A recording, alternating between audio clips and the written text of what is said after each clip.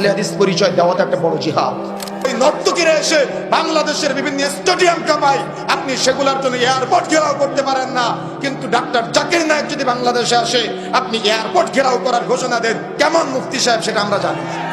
এই ভ্রান্ত হুজুর দিয়ে জাহান্নাম উদ্বোধন করা হবে। এদের তো ওই মাজার ব্যবসা বন্ধ হয়ে যায়, খানকা ব্যবসা বন্ধ হয়ে যায়, পীর ব্যবসা বন্ধ হয়ে যায়। আর আজকে বলে যাচ্ছি শাহজালাল, শাহপরান, খান জাহান আলী, শাহ মখদুম তো বহুদূরের কথা। স্বয়ং মদিনায় গিয়ে রাসূলের কবরের কাছে যদি আপনি সন্তান চান, সেটাও শিরক আকবার হবে। কনসার্ট বন্ধ করতে পারেন না, আপনি আহলে হাদিসের সম্মেলন বন্ধ করতে আসেন। ভ্রান্ত হুজুর, আপনাকে দিয়ে জাহান্নাম উদ্বোধন করা হবে। পিস টিভি বাংলা বন্ধ করে দিয়ে মনে করেছিলেন কোরআন হাদিসের দাওয়াত বন্ধ করে রাখবেন, পারেন নাই।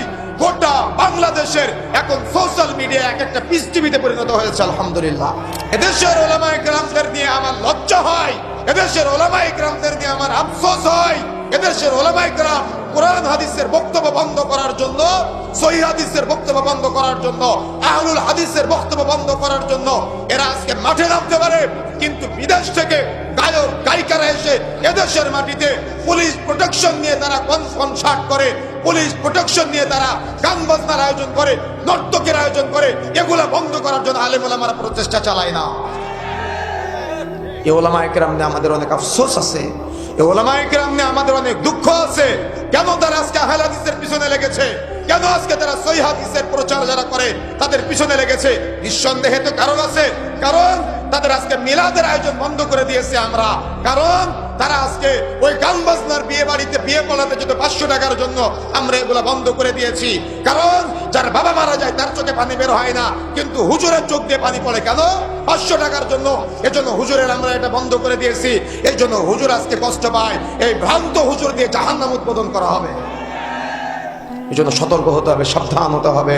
আহলে হাদিসদেরকে নিয়ে আপনি নাড়াচাড়া দিবেন, তত আতর যেমন নাড়াচাড়া দিলে ঘ্রাণ ছড়ায় না, আহলুল হাদিসদেরকে নাড়াচাড়া দিলে ঘ্রাণ ছড়াবে।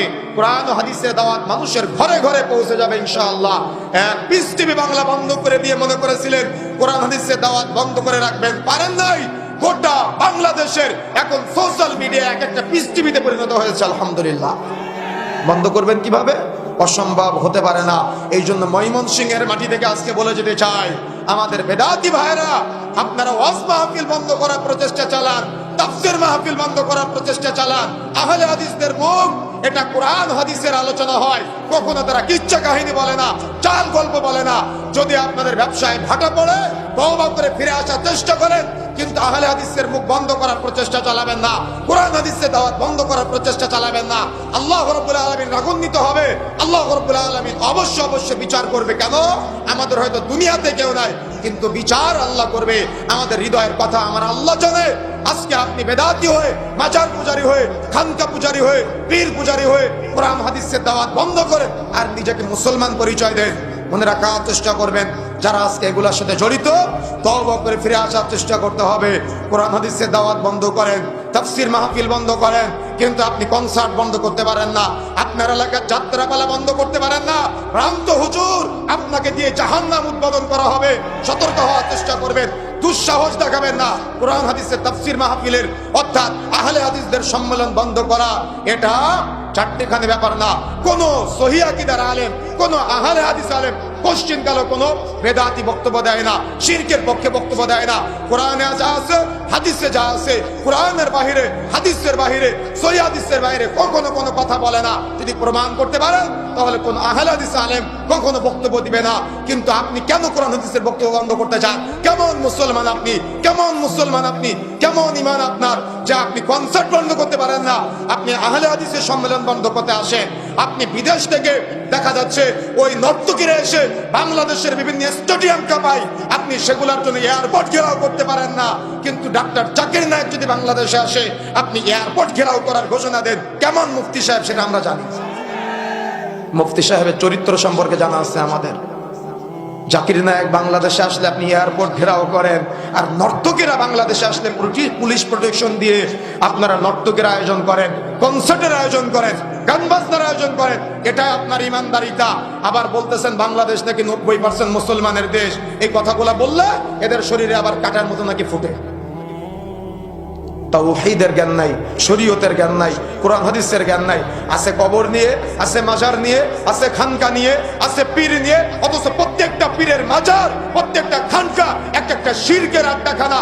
সব আজকে সুন্নতের বাইরে গিয়ে, তাওহীদের বাইরে গিয়ে শিরকের আড্ডাখানা, বিদআতের আড্ডাখানা প্রতিষ্ঠা করার প্রচেষ্টা চালায়।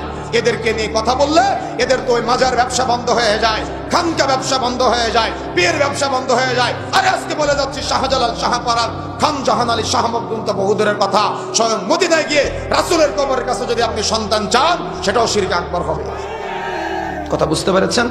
এই জন্য আহলে হাদিসদের দাওয়াত বন্ধ করার প্রচেষ্টা চালিয়েন না।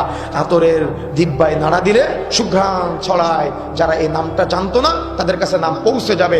এই যুগে আমি তো মনে করি আহলে হাদিস পরিচয় দেওয়াটা একটা বড় জিহাদ। কথা বুঝেন নাই? আপনি তো ব্যক্তির নামে নামকরণ করেন, আমি কোরআন হাদিসের নামে নামকরণ করি, এটা আমার বড় জিহাদ। আমি এটা গর্বের সাথে বলি আমি মুহাম্মাদি। আপনি তো ব্যক্তির নামে নামকরণ করেন, যোগ্যতা আছে কথা বলার আপনার? সতর্ক হতে হবে, সাবধান হতে হবে। যে কথা বলছেন, আল্লাহ বলছেন ফাওয়াইলুল লিল মুসাল্লিন, ফাওয়াইলুল লিল মুসাল্লিন। আর আপনি বলতেছেন ও তো নামাজ পড়ে, সহি পদ্ধতিতে পড়ুক আর ভুল পদ্ধতিতে পড়ুক, নামাজ তো পড়ে। এ কথা বলার কোনো এখতিয়ার আছে আপনার?